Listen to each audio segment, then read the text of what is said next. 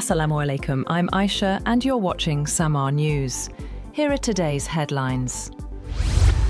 A group of 20 leaders summit in South Africa has adopted a declaration addressing the climate crisis and other global challenges after it was drafted without US input in a move a White House official called shameful. The declaration can't be renegotiated, South African President Cyril Ramaphosa's spokesperson says, reflecting strains between Pretoria and the Trump administration over the event. Ramaphosa earlier said there was overwhelming consensus for a summit declaration.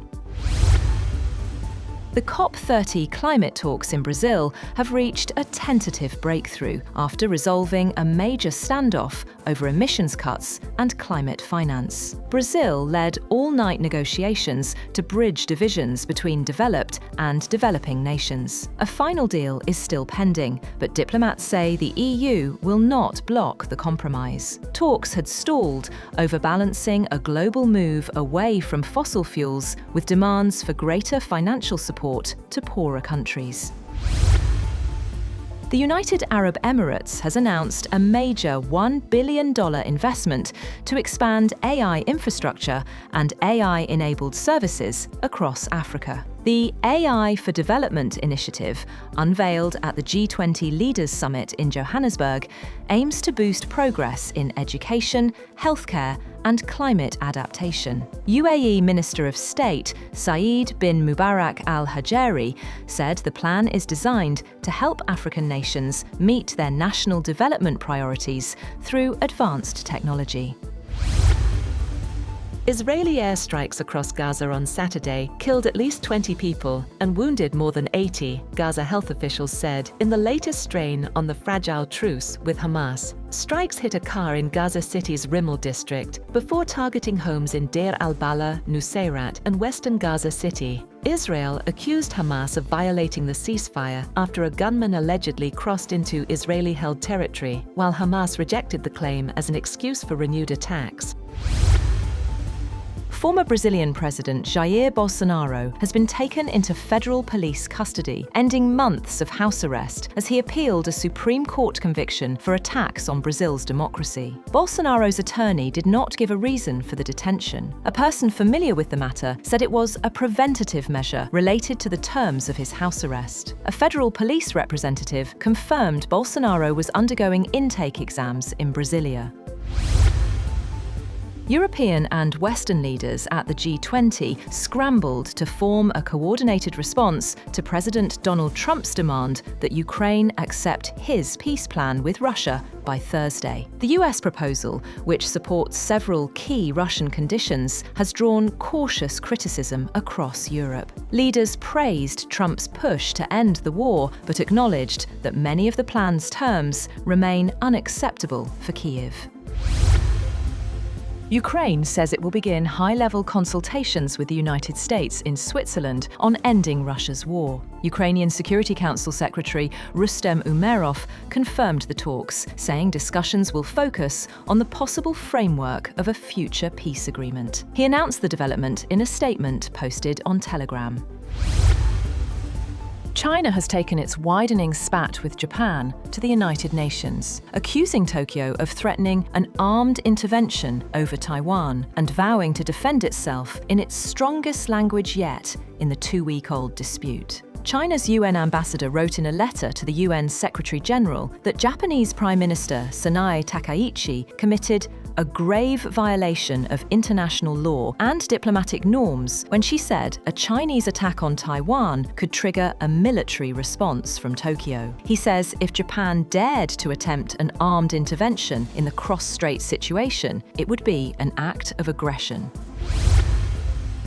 The International Monetary Fund has warned that Pakistan is hemorrhaging massive revenue due to widespread tax evasion, corruption, hidden incomes, and a complex tax structure, estimating a 3.4 trillion rupee loss to the national exchequer. equivalent to 3.9% of GDP. In a detailed assessment shared after the IMF Technical Review delegation's visit, the fund demanded urgent and sweeping reforms to expand the tax base, eliminate exemptions, and strengthen accountability within the tax machinery. The fund noted that registered taxpayers remain stuck at around 5 million, far below official claims. Of the 5.9 million tax returns filed recently, a staggering 43% declared zero income, raising red flags about false declarations and the inclusion of fake filers.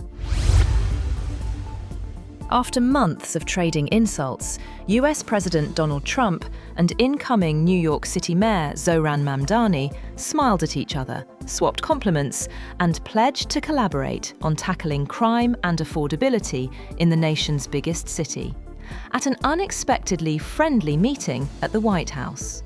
The meeting in the Oval Office, where Trump has sometimes embarrassed or chastised visiting heads of state, far exceeded Trump's prediction earlier on Friday that it would be quite cordial. The men announced nothing new on policy, except what seemed to be the launch of an unexpected, politics-shifting professional friendship.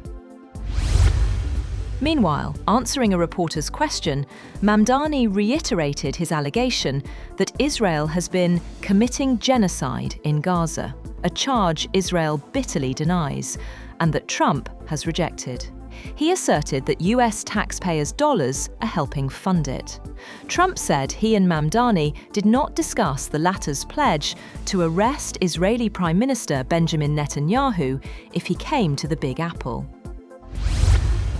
The death toll from torrential rain, flooding, and landslides in central Vietnam has risen to 55, with 13 people reported missing.